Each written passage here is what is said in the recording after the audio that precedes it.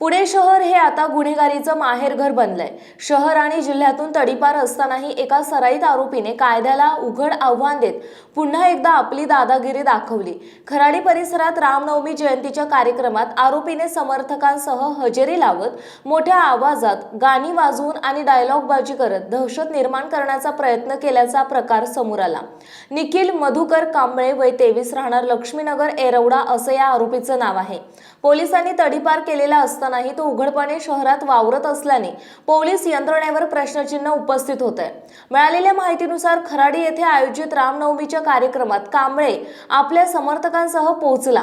यावेळी त्याने मोठ्या आवाजात गाणी लावत डॉन आहे मी, बाप आहे मी अशा प्रकारचे डायलॉग देत स्वतःची दहशत निर्माण करण्याचा प्रयत्न केला।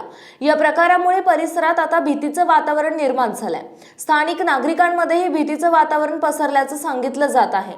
विशेष म्हणजे हा पहिलाच प्रकार नसून यापूर्वीही कांबळेने वाढदिवस साजरा करत अशाच प्रकारे कायद्याला खुलं आव्हान दिलं होतं। त्या प्रकरणी त्याच्यावर मोक्का अंतर्गत कारवाई करण्यात आली होती।